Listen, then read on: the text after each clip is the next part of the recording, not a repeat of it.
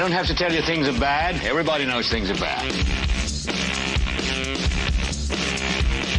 Everybody's out of work or scared of losing their job. The dollar buys a nickel's worth. Banks are going bust. Shopkeepers keep a gun under the counter. Punks are running wild in the street, and there's nobody anywhere who seems to know what to do, and there's no end to it.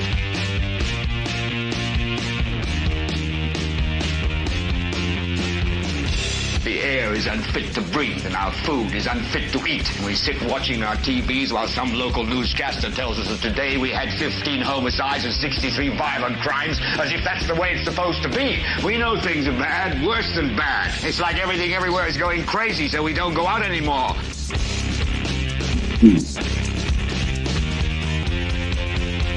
We sit in the house, and slowly the world we're living in is getting smaller, and all we say is, please, at least leave us alone in our living rooms. Let me have my toaster and my TV and my steel-belted radios, and I won't say anything. Just leave us alone. Well, I'm not going to leave you alone. I want you to get mad. I don't want you to protest. I don't want you to riot. I don't want you to write to your congressman, because I wouldn't know what to tell you to write. I don't know what to do about the depression and the inflation and the Russians and the crime in the street. All I know is that first, you've got to get mad. You've got to say, I'm a human being. God damn it. My life has value. So, I want you to get up now. I want all of you to get up out of your chairs. I want you to get up right now and go to the window, open it, and stick your head out and yell, I'm as mad as hell, and I'm not going to take this anymore. Yeah, just like this. Hello there, ladies and gentlemen, and welcome to this 284th episode of the Political Spotlight. I am your host, Kristopher H. Bilbrey. Welcome. I'm glad that you guys are here, and hope that you're doing well. Hope that you're having a wonderful Friday. It's the end of a work week. Of course, last night was the official end of our work week. We are usually not here on Friday evenings. However, we have had such a crazy week this last week. We've really had, honestly, a crazy last 14 days that I thought that we might want to go live tonight and recap kind of what's happened over the last 5, 6, 7 days. Kind of take a look at what's been going on. Take a look at some things that we've left out. Of course, the Muncie Board of Works meeting was postponed this week. It did not occur at 9 a.m. on Wednesday. It happened at 2 o'clock today. So I figured that we would go through the Board of Works, since we obviously didn't cover that this week because they didn't have it. But they did have it today, and it is up. So we will go through that. Just kind of talk about some of the other things that have occurred this week. But we're not just a show that looks backwards. The point of doing that is so that we can also look forward. We are now officially into the election season. Like, we are in the full swing of things. We are in the election season, and besides that, we are in the full swing of the budget season. And on top of those two things, of course, we are just in everyday life, where any day, any moment, any hour, some local government, some state government, someone in the national government can act and do something totally crazy and breaking newsworthy. So it's a good thing to look forward to. Now, we are generally not live on Friday evenings.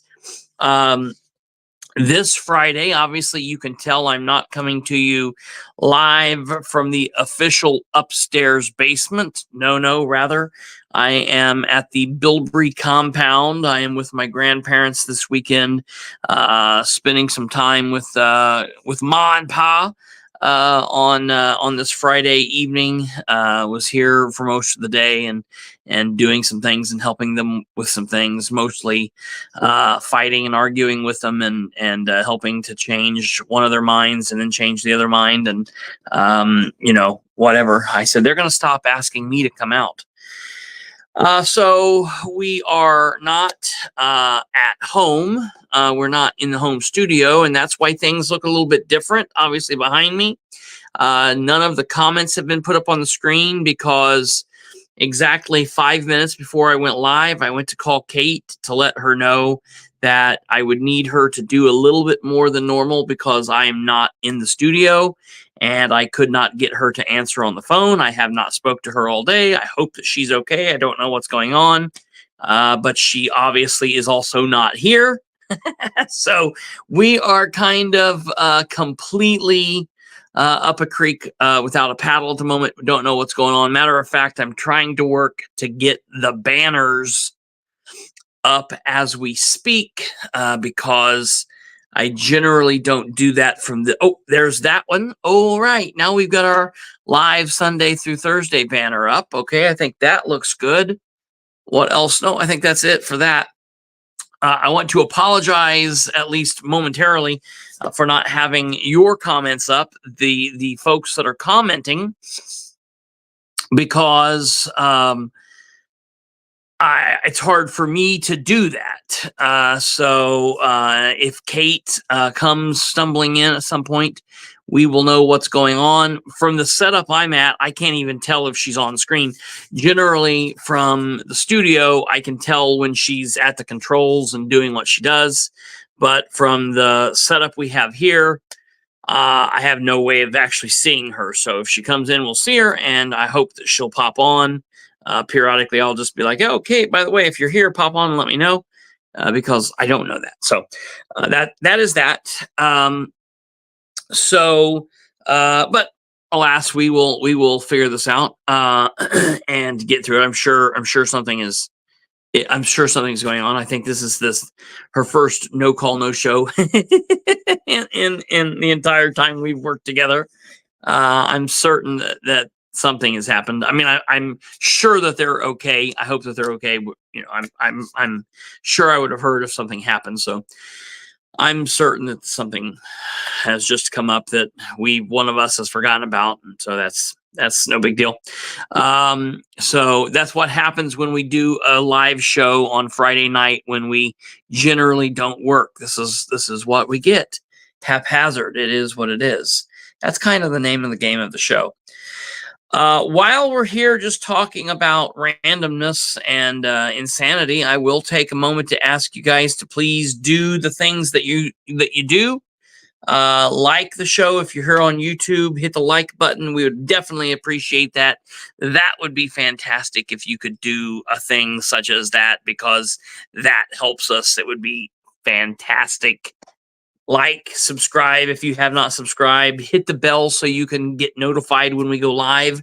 I'm going to spend this weekend breaking up some of the last couple of shows into shorts. The shows that we did with Catherine and obviously the Rainwater Town Hall. So be looking for that. And if you want to get notified when that stuff goes live, you'll want to ring the bell, because that's how you stay notified when we drop other content. Generally, you guys know we're here Sunday through Thursday, 9 p.m. Eastern.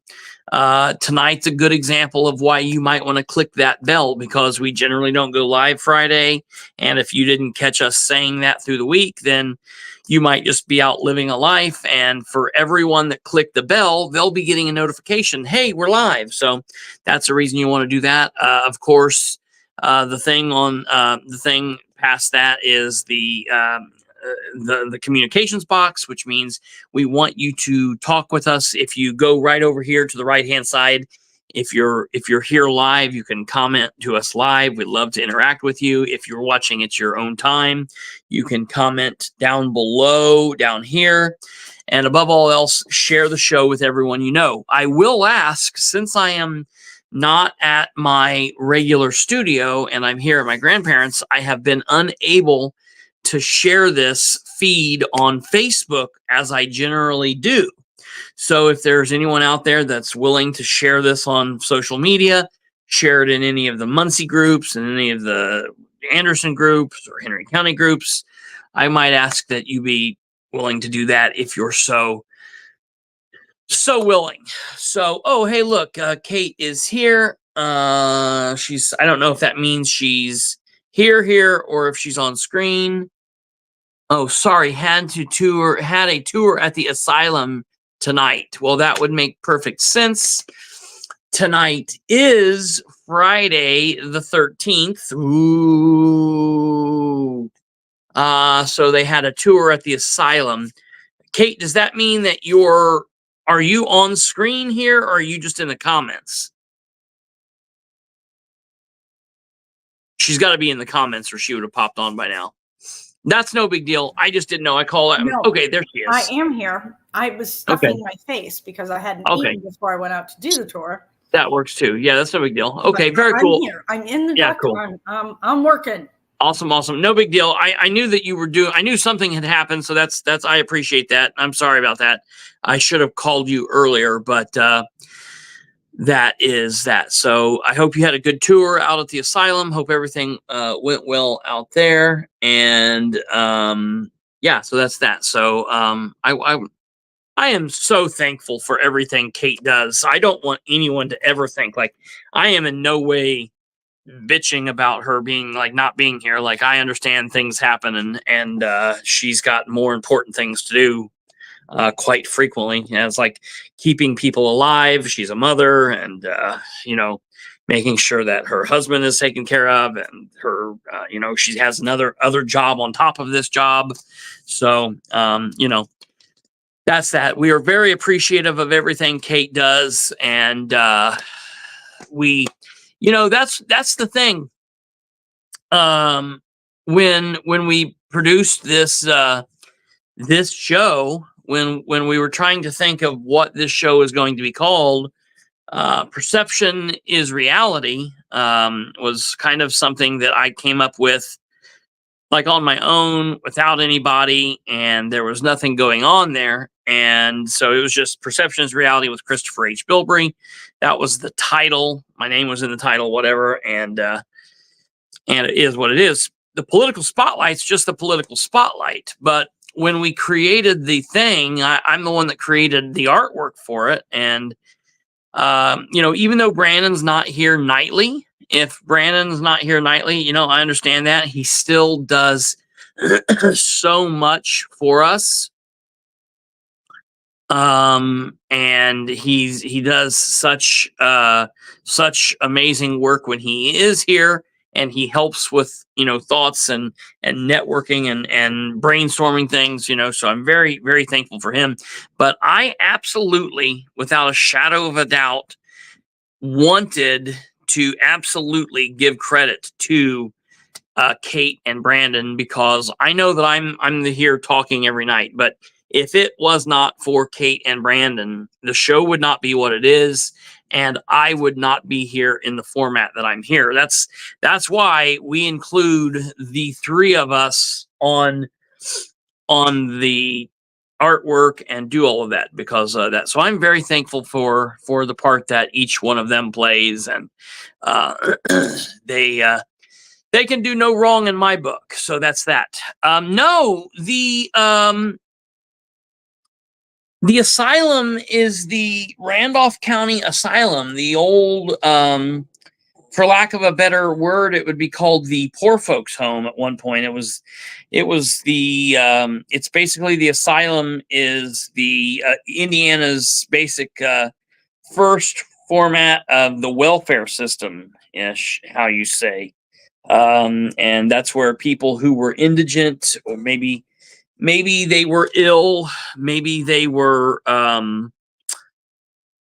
they were didn't have family, or maybe they might have been not all there, but it was just normal people that, for whatever one reason or another, found themselves without a place. And back in the 1800s, early 1900s, they lived there for a home, and it's a very cool place. Kate, when you get a moment, can you find a cool picture of the whole? I know that there's one specific picture I'm thinking of that shows the whole building. Can you put a picture of that up, either in the overlays or share it in the stream, share it in the share feature? We might as well give you guys a shout out and let people know that we are in the Halloween spooky season. So here's the asylum. It is south on Highway 27, just south of the Goodrich Cemetery. It's just south of Old 27 and Highway 27 in Winchester, just about a mile or less south of 32. Just right there south of the Walmart, basically right across the street from the Randolph County 4-H fairgrounds. This is owned by the gentlemen that are Kate's employers for that venture. I think their company is Save the Old Buildings or something like that. And they own this. They own the Stone Mansion. They own the old Blackford County Jail, and they tour these facilities for history nerds, for people that are into spooky things, and it's awesome. I did an overnight there. I went and did an overnight there last Halloween. Audie and Audie's wife and myself and probably about 25 other people, 15 other people went out there, and it was awesome. So I would highly recommend it. And Kate, when did you say that tickets go on sale? Tell us when. So I keep getting you. Our next event is going to be for Halloween again this year. We always do Halloween, and it's the 25th. We're doing a flashlight tour, so it'll be a nighttime tour through the building with the history and stuff, and then following that up with an overnight. And then the 26th, we're doing something we call them ghost tours. It's the flashlight tour, so it's the tour in the middle of the night, except we have scare actors through the whole building. Okay. Those are fun. So I didn't do that one. Go on sale on Monday. I did so they go on sale Monday. And where can people go to purchase the tickets or do whatever? If you go to our Facebook page, so it's Randolph County Asylum on Facebook. Okay. We always post when we have events coming up, and there's a link that takes you to an online store. So it's easiest that way. It's really cool. Go do it. If you're anywhere, I mean, if you like history, it's cool. Yeah. It's cool for history. It's cool if you kind of like the spooky stuff, but just the history angle of it's cool. But seeing the old building and they've done a really good job with it. And really what's cool for me to think about this is pretty much all the time they've got people in that building overnight doing things. They're in the building like all the time doing stuff. You guys, you're full. You never have like empty nights where you're not doing it. Probably about 100 nights a year, the place is booked. Say it again. About 300 nights a year, the place is booked. So 300 out of 365 is booked. That's nuts. For the overnights. And then we also do daytime. Can call and book a private daytime history tour. Yeah. Or you can call and book a private block of time to kind of do like a self-guided tour. Or if you're into ghosty stuff, you can investigate during the day. Yeah. It's get good really activity neat. During the day too. So yeah, it's fun, and we try to price it so that it's it's not crazy. I mean, they have things there that are like tickets that are kind of, if it's like a major passion of yours that you do, it's kind of expensive, but they have lower valued tickets as well. So anyone really could do it. And history tours are $25, but they take that's not bad at all. hours to go through the whole building. Right. You definitely get your money's worth. Oh yeah. Halloween is a little more expensive for our overnight because that one's $75 to do it because it's Halloween. Sure. So it is what it is. Yeah. We can charge a little more, but usually it's $50 to spend the night. Yeah. It's really cool. The private overnights, we have those priced. So if you fill out the whole group, because you can have up to 14 people, it's $50 a person. Yeah, that's not bad. It's really cool. So we try to keep it reasonable. And there's climate control. What? We have air conditioning and heat in the building too.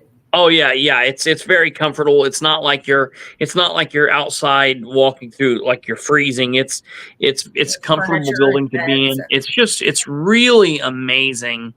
It's cushy for a haunted joint. Yeah, right. Absolutely. And again, one of the things that blows my mind is the last resident left the building in 2006. Yes. In 2006. So the place was still operational.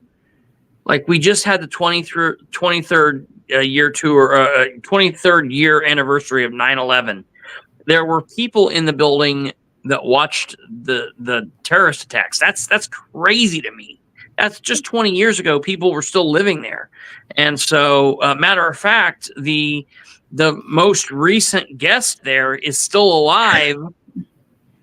He was somewhere or was here just within the last year or two, or 2021, he was still alive. In like Blackford County or Jay County or somewhere. In Fort Wayne. They moved him from the asylum to a nursing home up in Fort Wayne.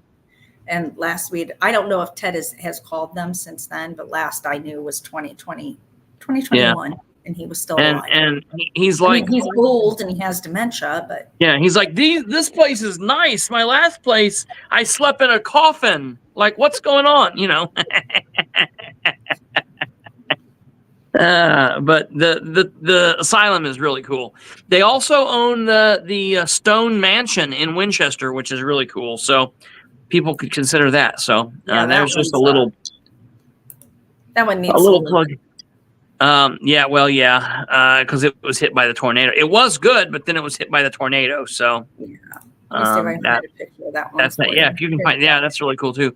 And I want to just say briefly for I think the look at that building there. That's the Stone Mansion, man. That place is awesome, and they do the same kind of tours and stuff there.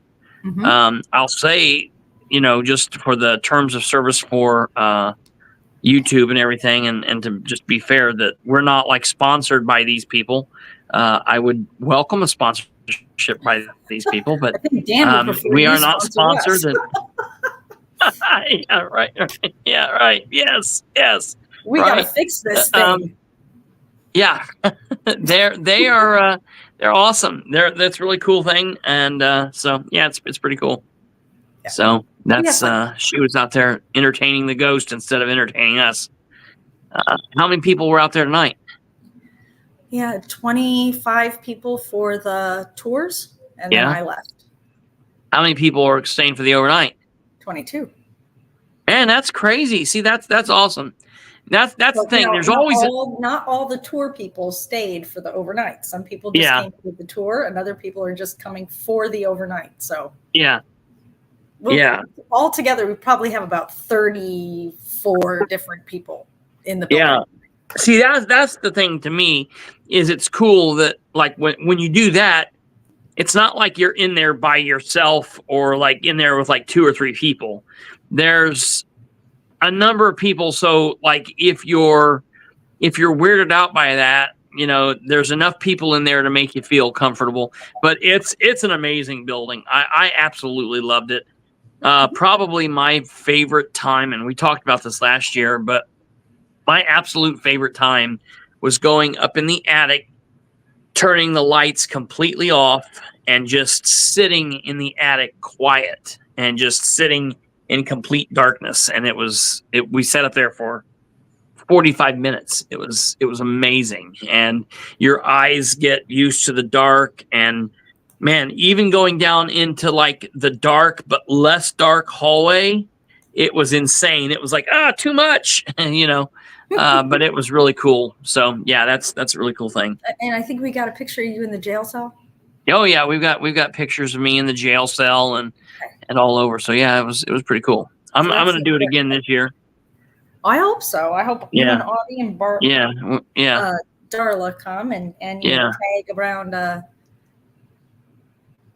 Scary Mary. Oh yeah, that'll be great.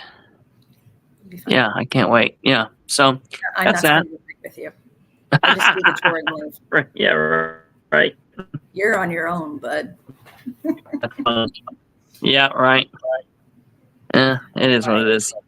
Well, thank you for the plug. So, no problem. The only other thing, can you get ready at some point the Board of Works, Muncie Board of Works meeting from the communications page, and we'll get ready here in a minute to go through that.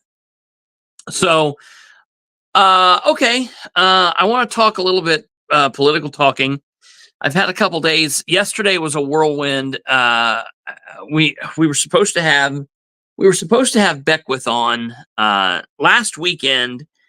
So I'm gonna talk to you about how this is going here. So we had Beckwith on, Micah Beckwith. We had him on back. He won the nomination to be the lieutenant governor by being voted in by the delegates, the Republican delegates. And he won that nomination, I believe, on July 14th. On the 14th, he won. Thank you, Kate. On Sunday, the 15th, we were the first show that Beckwith did after he won his nomination. So I'm, very thankful that we are high enough up the list that he was honored. We were honored. We were honored to have him on, and I felt it was important to have him on, not because I was like really vetting if I was going to support Braun, because I at that time was backing Rainwater. But this is not always about bringing him on to change my mind or bringing him on so I can hear. It's about bringing him on so you all can hear. And so we brought Beckwith on. I wanted to bring Braun on. We had a deal to bring Dr. McCormick on. We have had on Rainwater in several different formats, and we were going to have all three of them on. Dr. McCormick, her team chickened out. They backed out. They decided that the East Central Indiana voters didn't matter. That they had it in the bag because people are going to vote for Kamala, or people hate Trump, or she used to be a Republican, and blah blah blah blah blah. And so she didn't need a little old podcast in the upstairs basement to do anything for her. And so they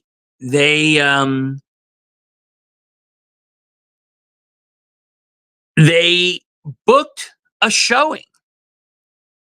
I did not reach out to them. They reached out to me.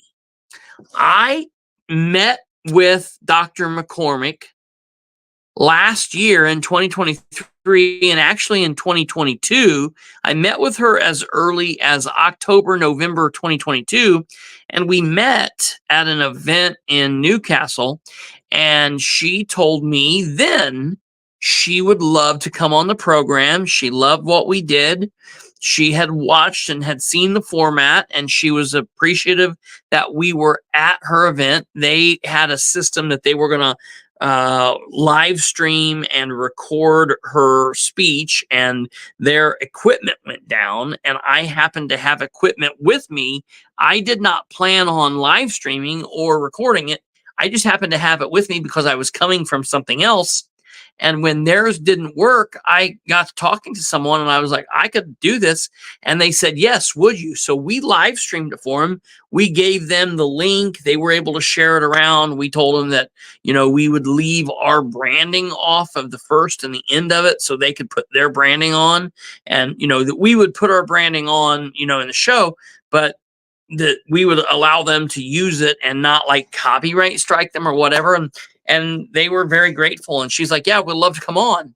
And then we met with her last year. I met with her last year and she was like, yeah, when we're running for governor, I would love to come on. And then I've told the story a lot, but she filed, when they announced in January and they started running, she then shut down. There was nothing. And, played hard to get, hard to communicate with. And I always say and often say that people will govern as they campaign. And I have to trash. And listen, don't get it twisted out there. I don't be like, well, where you got to be mean? Listen to me. If you're a candidate running for office and you refuse to talk to a person, to a people, to a group of people, to a platform that people watch, that it is a known, has a known value of people to watch, and you say, no, I'm not interested, I have to trash you. I have to talk badly about you. I have to talk negatively about you. And I have to let people know that you're not a serious contender. You're not a serious candidate. You do not deserve respect, no matter what else you say. No matter what else you say. I have to let people know that you are not worthy of a vote. Great. Beckwith wins. He comes on straight away. And the reason I felt it was important to have him is for a couple of reasons. Number one, we wanted to try, we were in the talks with the Braun team, so I thought maybe that would help cement that. Number two, I wanted to have all three of them on. The same reason that the Fox 59 Next Star isn't going to have, or doesn't want to, for whatever reason, allow Rainwater on, even though he's on the ballot to do a debate, is asinine to me. To me, the only marker that tells you if you allow someone on a debate is, are they a candidate for the office that's doing the debate? Yes, check, they're on the debate. There's no other hurdle they should have to meet. That's nonsense. So I'm backing Rainwater. There's no secret that I'm backing Rainwater. There's no secret that we are heavily in the Rainwater camp. But we have always welcomed other candidates on. Now, there are times where I will fight with that other candidate during, or debate them. During an intro, that's not that time. I will give them the floor to introduce themselves, introduce their ideas. Then afterwards, I will talk about whether I agree or disagree or whatever, but I'm not going to have someone on as a gotcha. I've never done that. So they decide to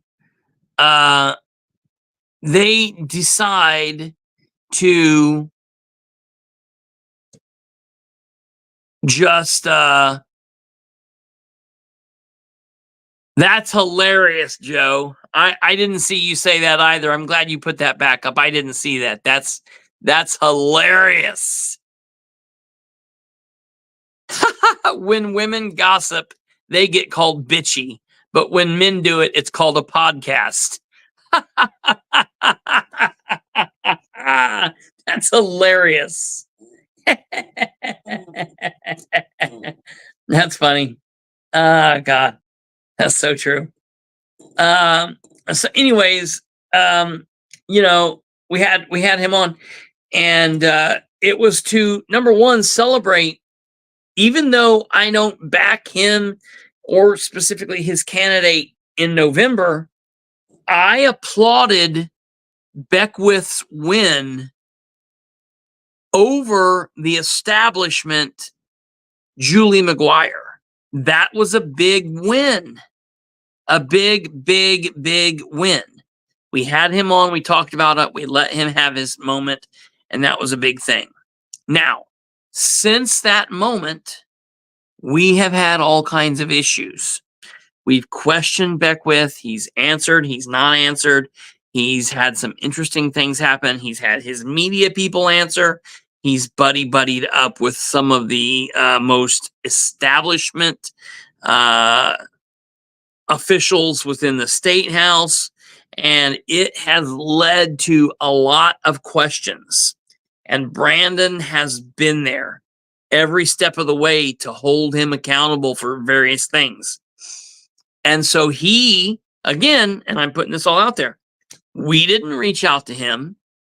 He's contacted me and said, I would like to come back on. I want to come back on. I would like to come on and talk with you guys. I would like to come on and chit chat. When can we get that hooked up? And so we're in the process of trying to decide when we're going to do that. So hopefully we get that done. He's the one that reached out to me. We set it up for Tuesday, not realizing that was when the presidential debate was. We then had to cancel that because we both wanted to pay attention to the debate, obviously. We then set it for Wednesday, but he had a pre-arranged situation, so we then couldn't do it Wednesday. And so now, in my opinion, I'm going to reach out to him tomorrow and be like, when do you want to come on? Ball's in your court. So we'll let him decide. And, we're going to ask him some questions, some serious questions. And hopefully he's never had a problem answering them before. So we'll see if he, how things are. And it's not like, we're not going to do a gotcha to him. It's just going to be, you're running for office. These are some serious questions that we need to ask. I wish Braun would come on. We're getting the runaround from the Braun team. In my opinion, that's the same thing as McGuire. And, I appreciate Beckwith coming on. I want to talk to Beckwith. I think it's important. But at the end of the day, I'm not casting a vote between Rainwater, McCormick, or Beckwith. Rob Kendall. I think my whole thing with Rob Kendall is he's supporting the Braun thing because of his friendship with Beckwith, period. He's never going to convince me otherwise of that. And that is okay for him to make that choice. But he needs to let people know that I'm going to tell you that it's got to do with, Braun being the right choice in my mind and having a seat at the table. And at the end of the day, it's not. It's okay. When someone tells me that they support James King, when Lindsay Corey Fink tells me that she is a water carrier for Dan Ridenhour, I'm not trying to change Lindsay Corey Fink's mind. I know she's already gone with it. I'm just trying to put it out, and when she's willing to fight with me and poke back, I will argue with her, but I don't go out of my way to try to change Corey Fink's mind. It's not going to happen. She is locked in. Dan Ridenhour could steal $10,000 and she's still going to back him.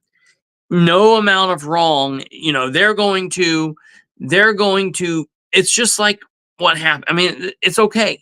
It's okay. Now, not everybody's like that, because I can have a friend and not agree with them and say, you're a good friend, but I'm not backing you. If I don't think that you're right, Rainwater, to me, is a friend. He is a personal friend. He also happens to be the right man for the job. He might not be the only man for the job. There might be people better than Rainwater. But between Braun and Dr. McCormick, Rainwater is clearly the best man for the job. Now, there are a lot of people that are scaredy cats that won't do the right thing in Indiana. And so, will he win? We hope. I'm hopeful. But I realize that there are a lot of idiots out there voting. That's what we try to overcome. We try to change those people into intelligent thinkers rather than the same old idiot voters. And it's harsh, but it is what it is. So we were supposed to have him on, and we didn't. And so we had Catherine on Wednesday night. And then yesterday we had the town hall thing, and then we had a show. We talked about Sproles. At the beginning of last night's show, though, I did this thing where I mixed in the Madison County thing with the Sproles thing, because they do mix together. They both talk about the First Amendment rights violation. But we showed that video of Sheriff Beeman up there talking to those counselors in Madison County. And man, I have not personally talked to Catherine since the video of Beeman came out. I can't wait to get her back on to ask what her opinion is of that situation.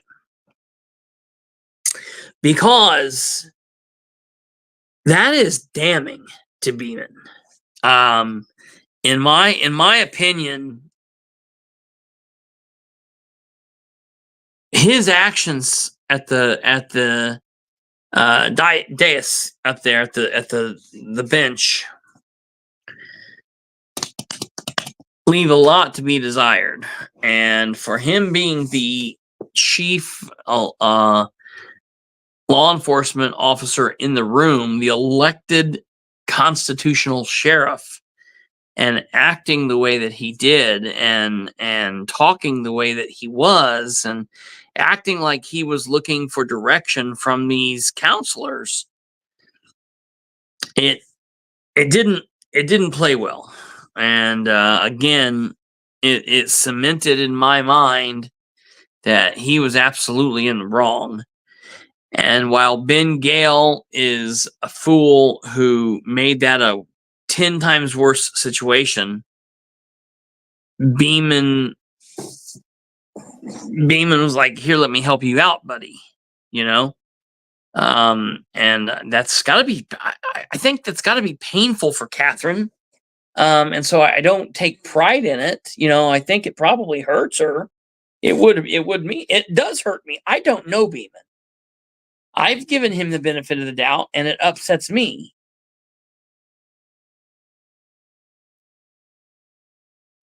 So that's that. We'll be looking what's going on there. Of course, there is a meeting coming up on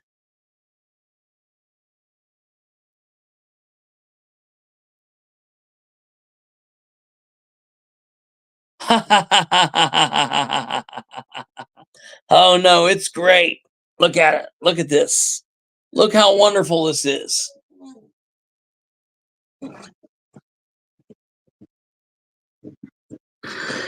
That's all feathered back. That looks so wonderful. My hair's like, it looks like I've been riding around with the convertible down, you know? Look at that gray hair, man. That is something my dad would be proud of. Looks just like my dad. Sometimes I look in the mirror. And I'm like, oh, God, there he is. I've not seen you for a minute. And I'm like, oh, no, that's me. What am I talking about? But yeah, it's really strange. You would never confuse me for anything other than a Bilbrey. I'll tell you that much right now.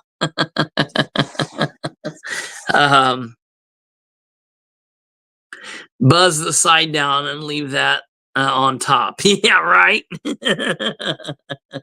Right. I've kind of got the Pauly Walnuts wingtips here going on a little bit. Like now I'm getting even to the point where my dad was, where I've got gray, and then right back here I've got a touch of black still,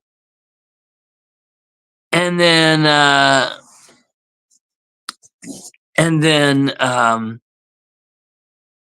here I've got white. This is white. Look at this. Yeah, you can do that.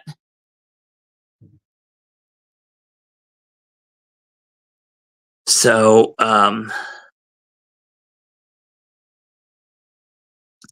ponytail off by 350. So, that's what's going on. Glad to make everyone smile. I always do that when people are trying to be serious. Right. There's nothing wrong with that. I get it. So that's what's happening with that. I do want to say in other news that the city of Muncie and I&M has announced that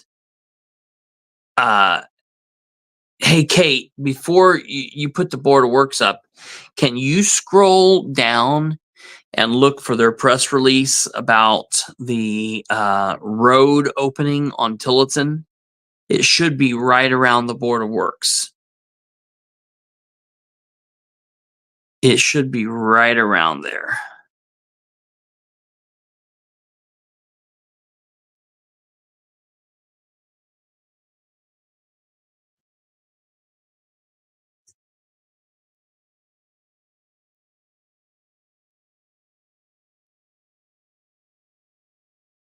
And if it is, can you put it on the screen? Because I have some important breaking news to announce. Okay, looky here, folks.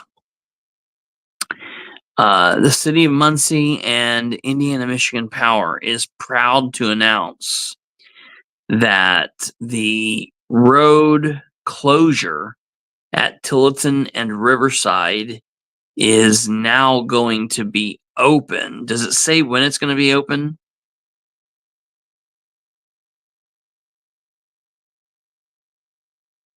I can't see. Okay, right here. Yeah, this is good. No. Okay. Please see the attached press release from the Indiana Michigan Power. Work on Tillotson continues to make progress. Updated lane restrictions beginning Monday, September 16th.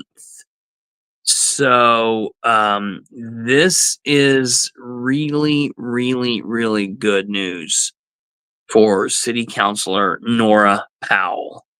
I have heard officially that Nora Powell is going to be permitted to drive through the different areas that she wants to drive. Now, she will not have to look for the detour signs, nor will she have to obey these horrible, horrible situations. She will officially be able to drive where she wants, how she wants, I guess within reason, like a normal human being. As far as it's, within the laws of the state of Indiana. But yeah, I'm happy to hear this, that she will not have to, watch out for getting pulled over by MPD, because she was the one that called and riled everyone else and had them start looking for people doing exactly what it was that she was doing, which is just completely asinine. No, I didn't. I'm still working on that. I put that in. I haven't got that. It'll be a while. Like they don't release stuff that quickly. There's no way. Tweety Bird says that she's heard that the common market is going in the building, the big building to its west. Do you mean the big pole barn on the property? The big pole barn on the property? Because other than that, I don't know what other building would be west of that.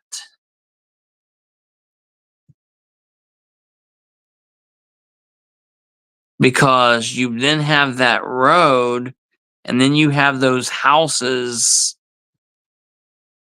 there that were built where GM used to be. If you're talking about going back to the west, the large 2-story empty brick building. Okay.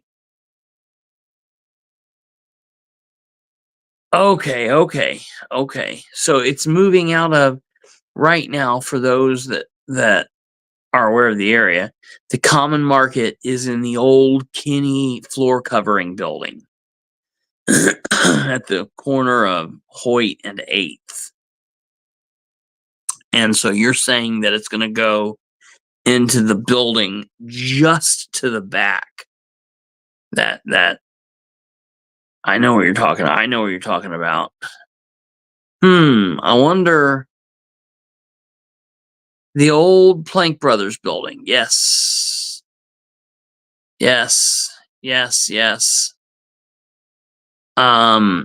I'm interested in why they would be moving like that.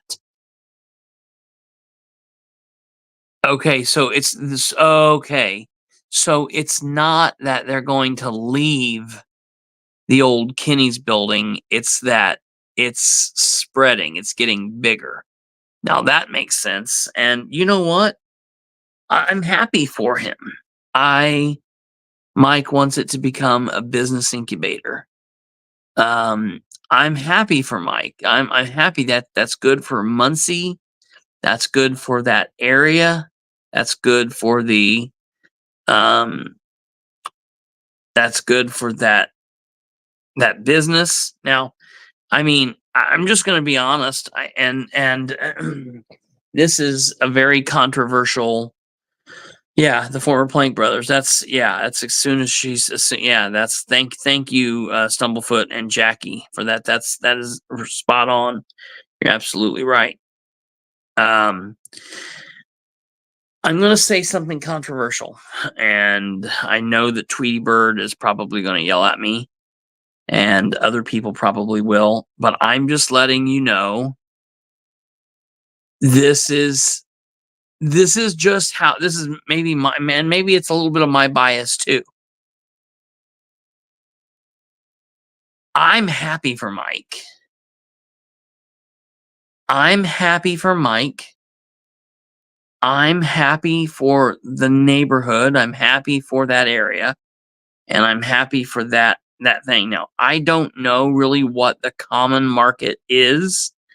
I get the impression that it's some kind of a place where you can go in and get various items, and it's not always the same items. It's different items, and maybe there's some food stuff there. I will tell you,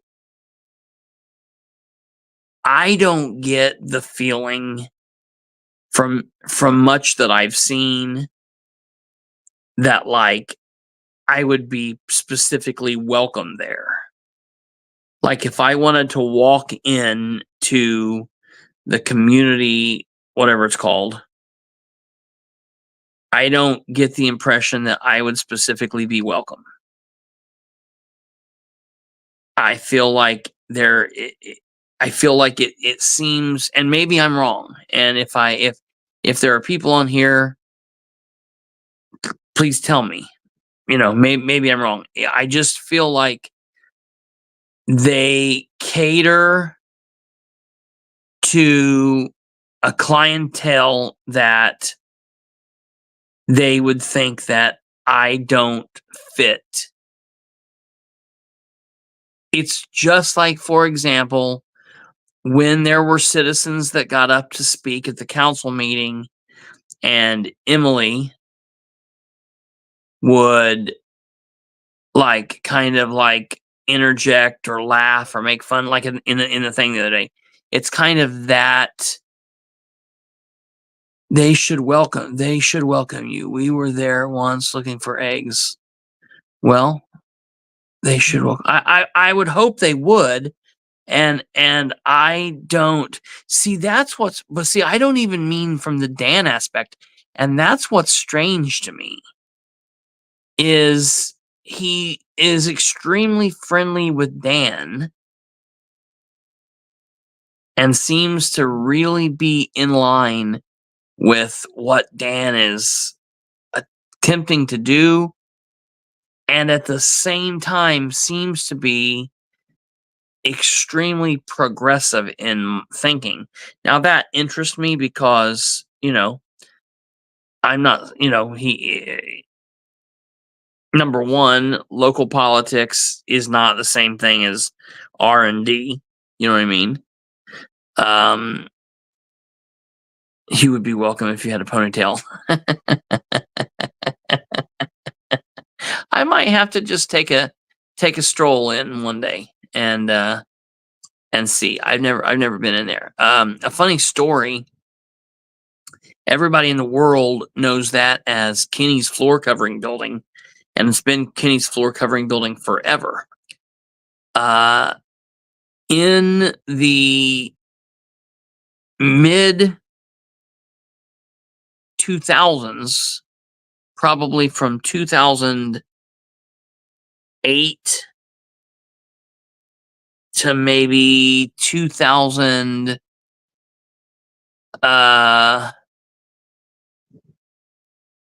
from 2008 to maybe 2010 or 11, my dad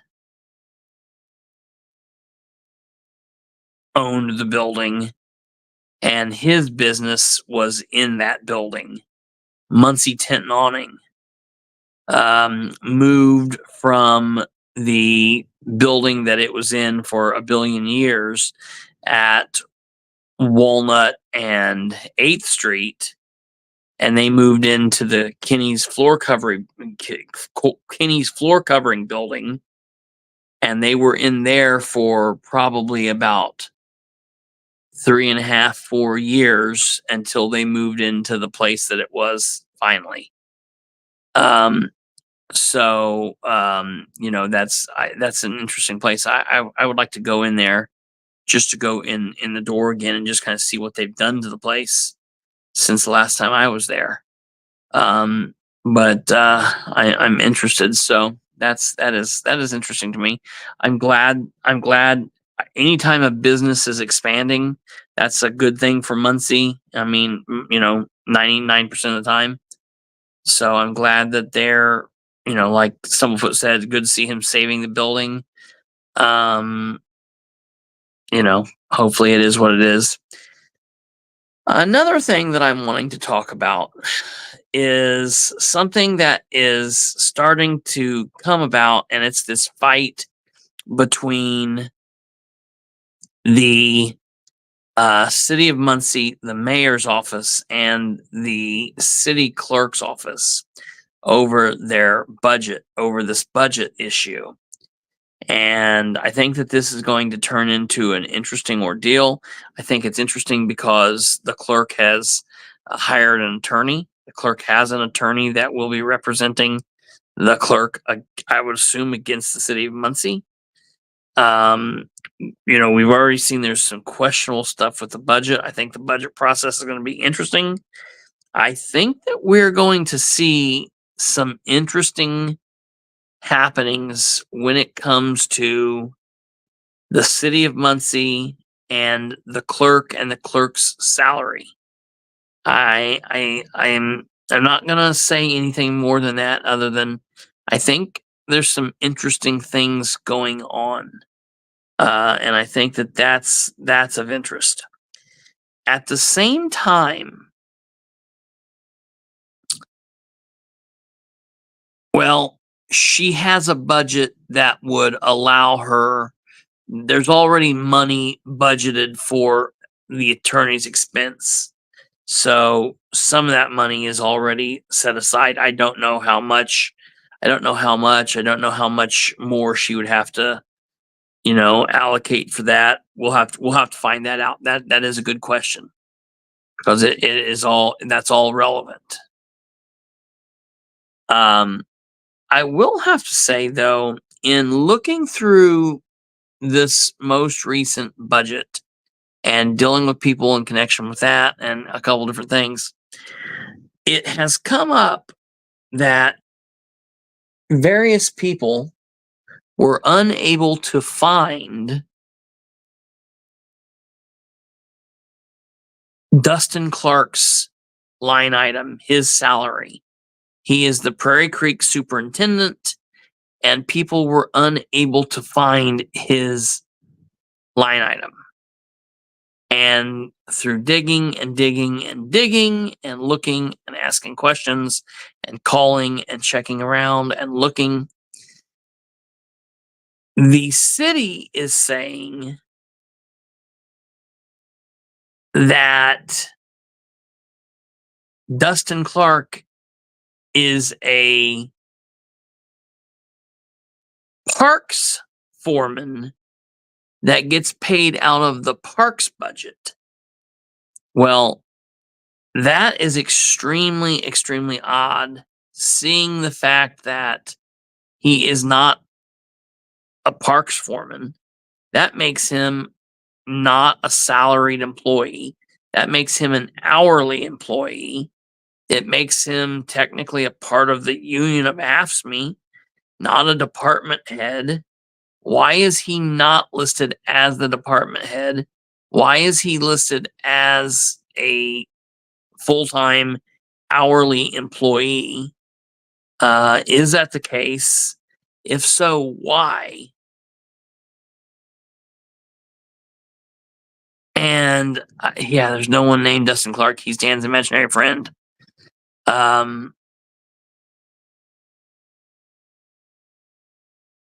Okay, Kate's saying the clerk did not have an attorney budget line item for 2024. They included $9,000 for 2025 for the attorney fee for the clerk. So that's interesting. If she's wanting, we're gonna have to find out then how he's getting paid. Did they move money around? Are they moving money around? Is he not turning a bill in until we're just going to have to find out what happens. That's going to be interesting. Or is she paying for it herself, which is very possible too. Time will tell. We'll have to see. That's interesting. I think this fight at the clerk's office is going to be a thing. I also fully believe that this is going to be one of the most interesting budget sessions for the city of Muncie that the city of Muncie has held in some time. So sometime soon, we're going to have to keep watching, but over the next couple of days, weeks, sometime in the next week, I would assume they're going to set the dates for the budget meetings. And I think that's going to be interesting. So we'll be looking. As to answer Jackie's question, that is interesting to me. Because, number one, he had a contract with the city to do work for the contract as Dustin Clark. The State Board of Accounts came in 2003 and told them, this is no good. You got to shut this down. That's when Greenlight Resources was created. Now there's a problem with Greenlight Resources. And apparently Dustin is back to doing it. The question is, did he resubmit a budget? Is it the same budget or resubmit not a budget? Did he resubmit a contract? Did they agree to the contract? If so, when? When was it signed off on? Who signed off on it? How much is it? So I will be issuing a records request now that we found this information out to find out, because if they did not put a contract back in place, then technically he can't be doing any work and or getting paid for it. So we'll have to find out what's going on, because obviously there's an issue with Dustin with how he's getting paid for his regular job. I don't know why they're paying him that way. That essentially that would be the same thing as taking a police officer and paying that officer out of the street department salary. That's a no-no. You can't do that. You can't pay someone that's the street superintendent over a department that has its own budget and pay them as a park foreman. I don't understand what would grant the city the ability to do that. So we're going to be looking into this, and we'll be looking at this obviously through the budget process. I cannot wait until Nora gets him up to answer questions. I have a lot of questions myself. He surely don't do anything out of his building on Hoyt. Yeah, that's true. Tweety Bird, when you're saying, did you watch today, do you mean the Board of Works meeting? Because we're getting ready to watch that right now, if that's what you meant. So, without further ado, 7 minutes and 6 seconds. And here we go. I've not seen this yet, so this is going to be fun.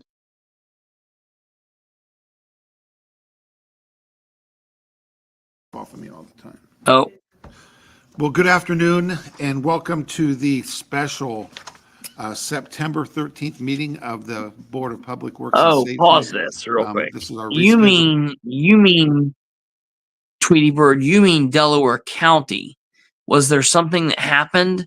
I know they had it. I have not watched that either. I'm going to go back over that. I'll watch that this weekend, and we'll talk about it on Sunday. Was there something that happened in the budget meeting? Was there anything of interest? Is there something that you thought was of interest in that budget meeting? I missed it, and all I did was go to the bathroom. That's hilarious. So no, I knew that there was the Delaware County budget meeting. That's Delaware County. That doesn't pertain to the city, but I know there's some interesting stuff going on in the county budget, and I will have to watch that, but I have not watched that. I only caught the end. Okay. Yeah, I will definitely watch through that and see if there was anything that went on. Okay, sorry about that, Kate. Go ahead and we can start this up. meeting from Wednesday, and we didn't have a quorum that we do today, so thank you for joining us. If you'd like to stand for the Pledge of Allegiance, please. I pledge allegiance to the flag of the United States of America and to the republic for which it stands, one nation, under God, indivisible, with liberty and justice for all. Can we have roll call, please? Ted Baker. Present. Lola Mauer. Present. Linda Gregory. Present. Thank you, Lacey. We've received the claim, or the minutes from the September 4th meeting. Would we have a motion to approve those minutes? Yeah, I approve the September 4th minutes as presented. And I'll second the motion. Yeah, I Yeah. call for a vote here. I'll do that. All those Let's in make a favor say aye. motion, man. Aye. What All are they those doing? say thank you. Did she forget what she was doing? That was weird. All right, sorry. Go ahead. Oh, It's on the ball of death. Sorry. we're waiting on a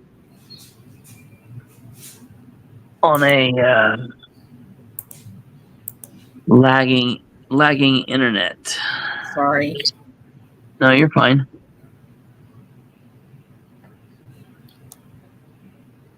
Can only do so much. Yeah, it happens. I can try refreshing. It is that like are you having an internet issue, or do you think that this is No, their deal? I think it's their deal. That wouldn't surprise me. We're at 140.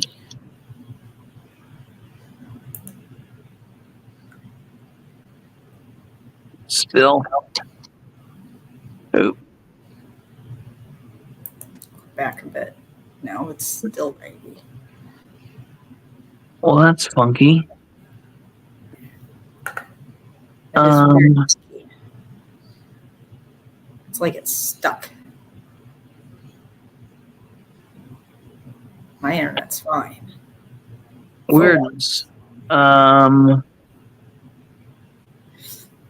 Okay.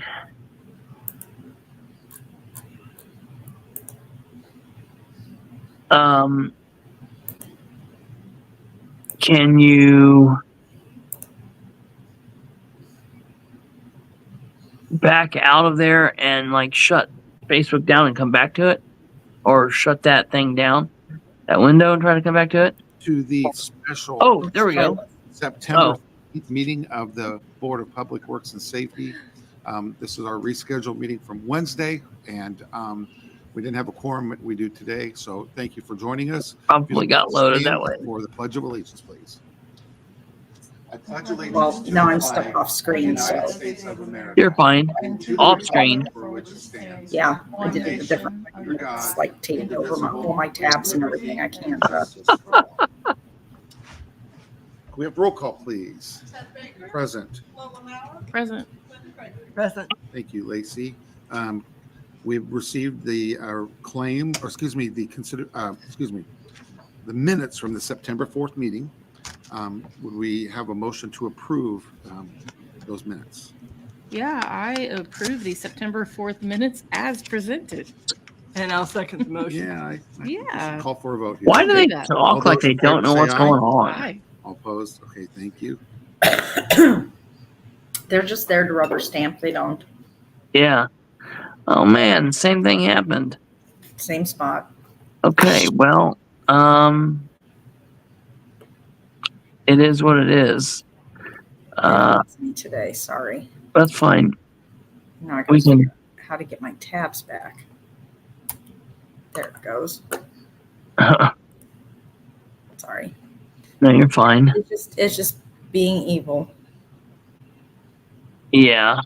Had you watched it earlier? No, I've not seen it at all. So, well, maybe just let it go for a minute and see if like maybe it will start here in a bit, and we can. Break away to it if need be. Yeah. I'll keep an eye on it. All right, thanks. Tweety Bird said, I bet Mike M's project was in the works when the woman wanted to open up the similar business. That's very interesting. That is very interesting. The Delaware County Redevelopment Commission, I think it went today. Jackie, do you know if the Delaware County Redevelopment, I talked to Amber earlier, but I didn't ask her. I didn't ask her about that. No, it wouldn't have went today. It would have went yesterday. I'm interested to know. I'd be interested to know if that happened.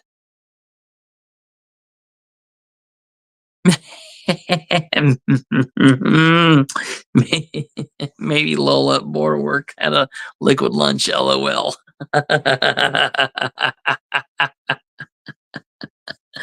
That's funny. Well, you never know. It is definitely, I know that for a fact, Mike is definitely somebody that,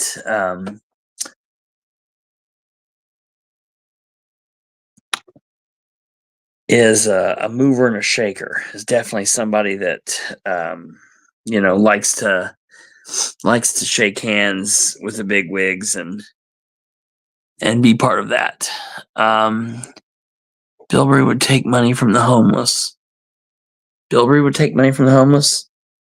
I like what do you mean? Like tell them I'm hungry? I don't know what you mean.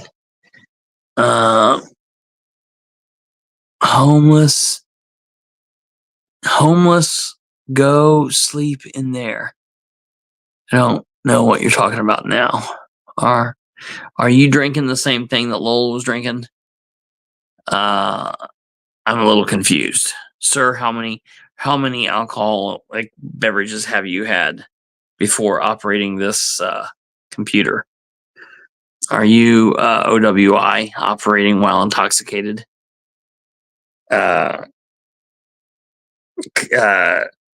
CWI, commenting while intoxicated?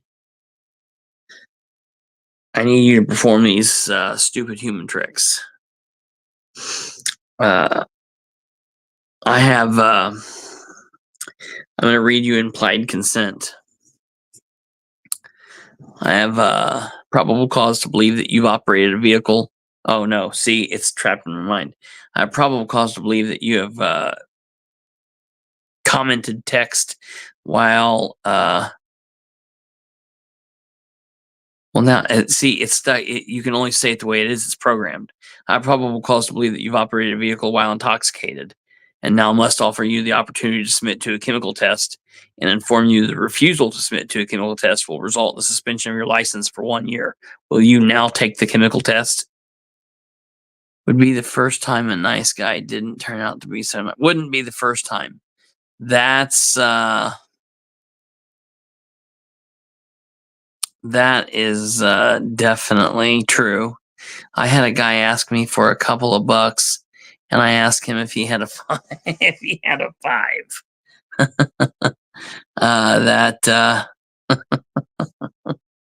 Yeah, I understand that. Well, that's a shame. Did anybody watch the Board of Works today? Does anybody know what occurred at the Board of Works? I was I was out of the loop today, and did not get a chance to see that. So I was hopeful that they would work. Homeless sleep at Common Market.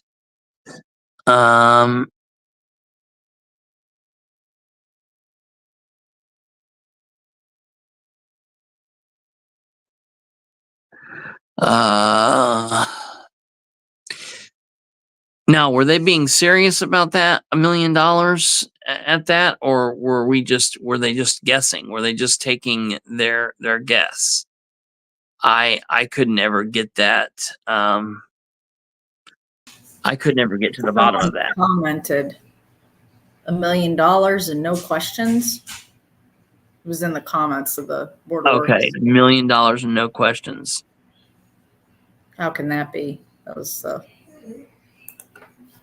Yeah, that's not. That is not unimaginable. I mean, I definitely believe that that's something that could occur. there's the comment. How can there be no question on 1 million in claims? That's a lot of money. Man, what in the world? You know, it's still just spinning. It's Really? weird. Yeah.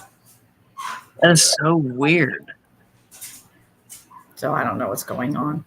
What happened, Jackie? Anything worth? I mean, it was only like 6 minutes long. Anything worth mentioning? A noise exemption because the police approved for tomorrow.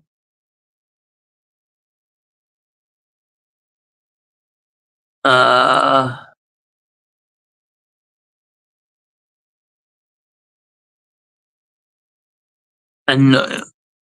did they approve the noise exemption or did they not approve it? The 3 Board of Works members.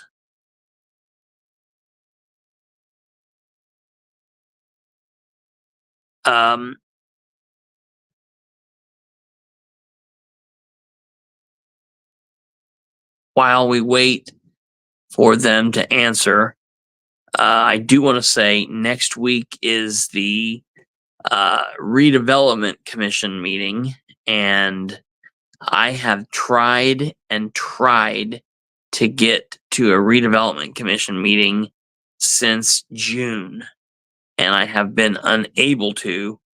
And God willing, I will be there this coming Thursday.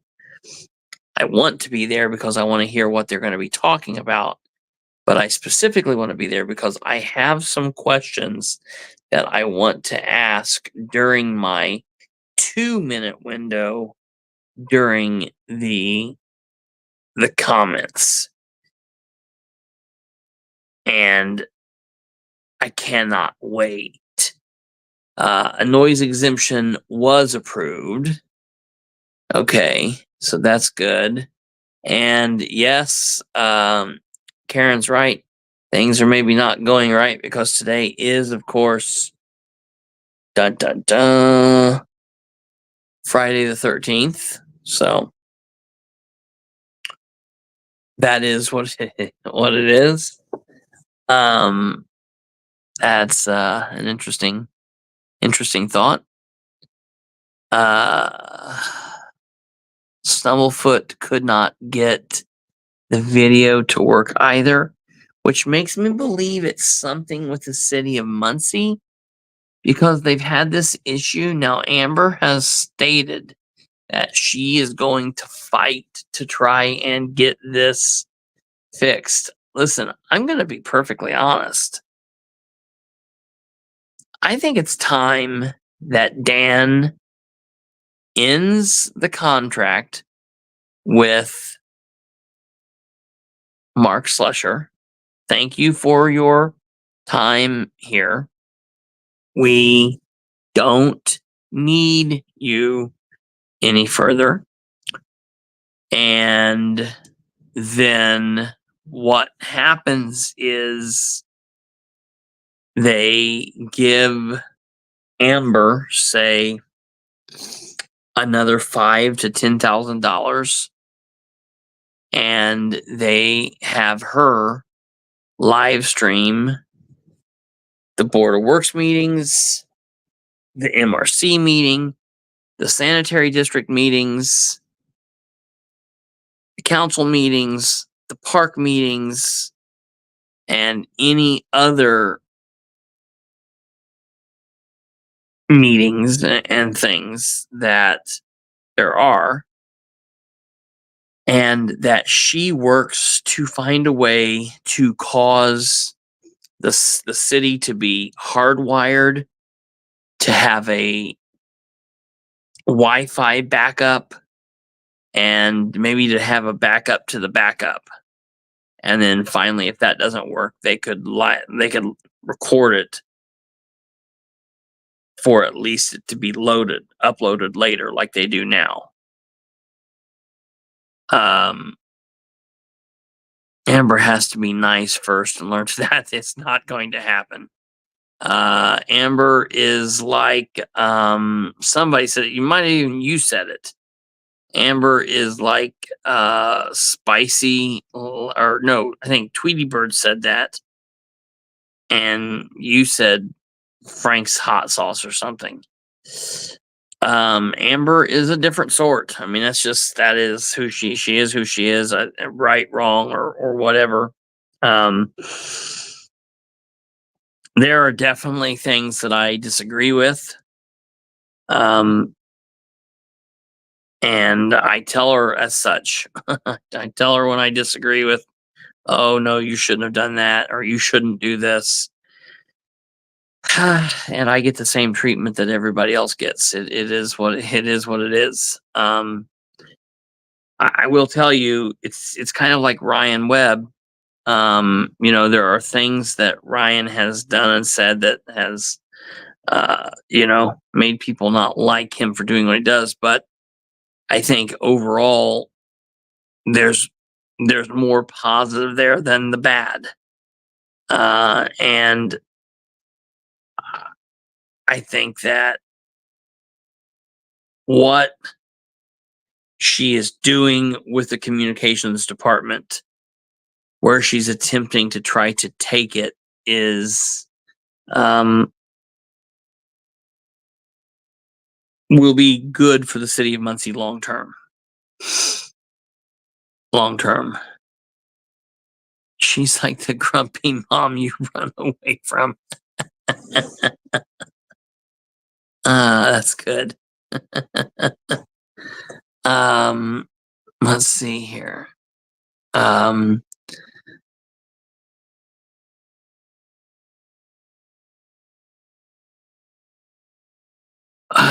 Jack, who are you talking to, bro?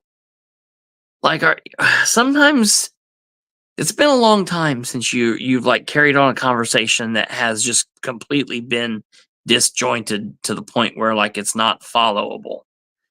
You don't know the First Amendment, cowards. Like, is there someone you're talking to directly, specifically? Is there something that you're asking? I'm confused. I love weird ass comments, and I would love to communicate, but sometimes it's harder than crap to follow. I don't understand what you're getting at. For the love of God. Fire Chief Burford attended the Board of Works, addressed the department's purchase of radios. I'm happy. Jesus. Well, listen, as long as you're happy, then I'm happy too. Radios will be paid. What about the police department? The police department was the one that was up asking for grants.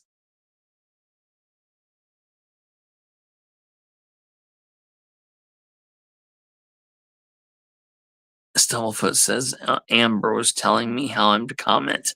I bet that went over well. I bet that went over very well.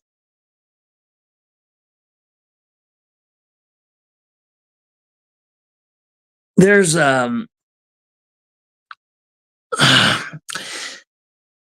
people who do massive social media stuff and have a massive presence on social media and social media a lot. I think when they take over that role of communications director, they think, oh, this is going to be a cakewalk. It's going to be, I can handle it. But then they start getting the comments, the people inundating them. And it's all like, I mean, look, there's a lot of people unhappy with what's going on in the city of Muncie right now. Ridenhour and the crew is running around convincing themselves that they're doing a great job and everybody loves them. And while that happens, I guess it helps cloud their judgment and makes them feel like everything's well, but in reality, they get smacked in the face with the actual world when they see the comments, and people aren't talking to them like everything's wonderful. And I think there's a disconnect that they don't understand. Who uses moderators? Are you talking about the city of Muncie? The city of Muncie no longer uses moderators. This is something that's different. The city of Muncie, to my knowledge, the city of Muncie, the police department, the park, the fire department, I believe it's all going under Amber's control, and I believe this is part of the new thing that they are changing. She's going to be in charge of the entire branding of City Hall. So when the police department comment, it will come from Amber. When the fire department comments, it will come from Amber. When the park department comments, it will come from Amber. Which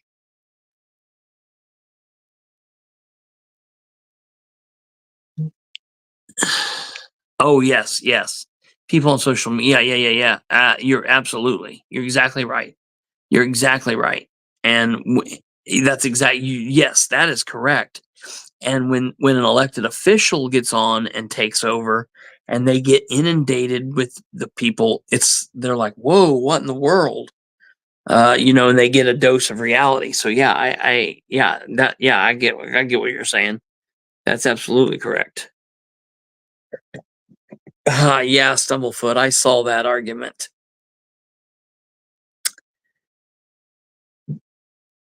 Does who, Jack? Does he love freedom or government?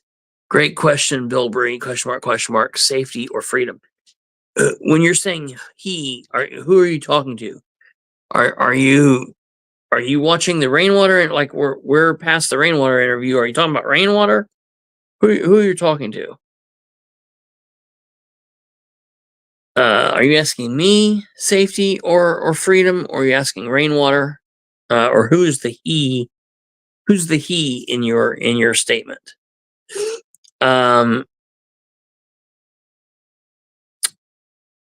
Amber told me that Wegley no longer has access to respond under the city's Facebook page. I can verify that is an actual comment because that happened right before Amber took over. That happened when Michelle was still in charge, and Michelle had told me the same thing. Michelle said that they were taking everybody's ability to comment away and they were giving it all to Michelle. Then Amber took over and the same statement was made. So that I can tell you. And I can tell you from the way that the Wegleys comment, Shireen hasn't been commenting probably for a month and a half at this point. So I think that is a true statement. I think it is true that they're trying to give it all to Amber. GW said, Amber thinks she is 100% right every time she comments. It's a bit annoying. Yes, therein lies the issue with communication with someone as headstrong as Amber, and there are pros that go along with that, and there are definite cons that go along with that. And I would agree. I'm friends with her. I'm personal friends with her and her husband. I've known them for a long time. And I would not disagree with you 1,000%. You are spot on the money. And it would be difficult to be her husband. Yeah, must be hard. So yeah. That's the way. There's a difference between being headstrong and arrogance. Absolutely. Yeah. I can definitely tell. I mean, yeah. It's we'll see how it serves the city. Again, here's what I want. Here's what I hope is that she'll apply some of that, maybe that thing that we all see towards Ridenhour or the administration, and maybe butt heads with him over whatever, because I will tell you, Amber is for putting more information out. The one thing I can tell you is she's for putting information out, not just the fluffy information, not just the happy information, not just the stuff that's going to make Dan look good, but she's for putting the information out and getting the information, that's like, for example, one of the things that her and I argued about was she didn't she didn't particularly have a problem with Dan Camp. She didn't have a problem with Dan Camp. She said what she had a problem was that Dan and his comms director didn't put the information out first.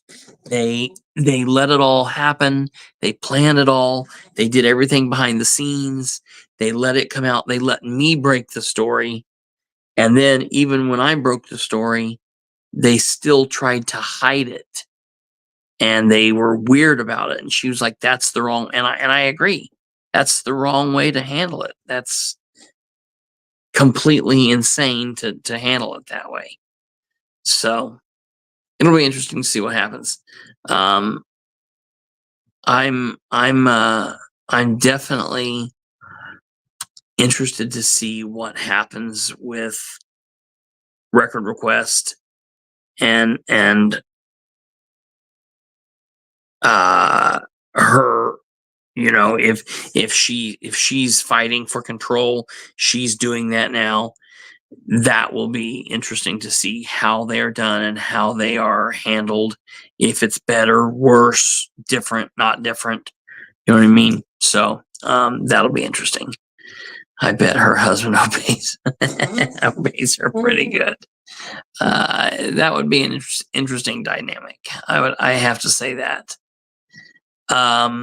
Okay, we're getting ready to roll out here. She thinks very highly of her opinion as if it's the standard. Yeah, I would say that's probably pretty accurate. That's you have a fair read. You have a fair read on her. I would say that's not far off from the truth. I'll ask this before we roll out here. I'll ask Kate. Do you know if the Board of Works is still stuck? I would assume it is.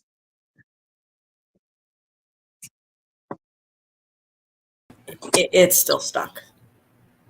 What happened? It's still stuck. Man, that's so weird. Okay. Well, we are stuck there then. So, all right. Well, we are going to head out of here. We will be back on Sunday. I will be in the studio. We'll be back at it. Let's see. Tonight's the 13th. Saturday is the 14th. Sunday's the 15th. So we're going to be entering the third week of the month.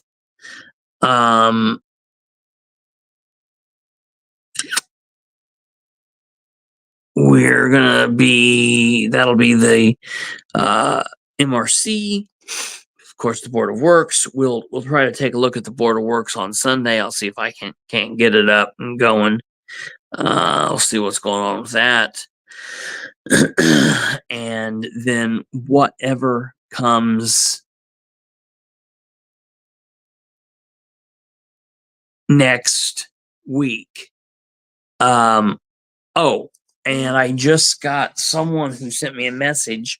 I'm going to, I think next week, specifically because next week's not so crazy busy, we might be having a guest, if I can make it work next week, an attorney, Mark Nicholson. I would love to have him on the show. If we can make that work for next week, we will try to get that done.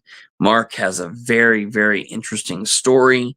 He is an attorney who is a friend of mine, someone that I've talked to and really, really respect.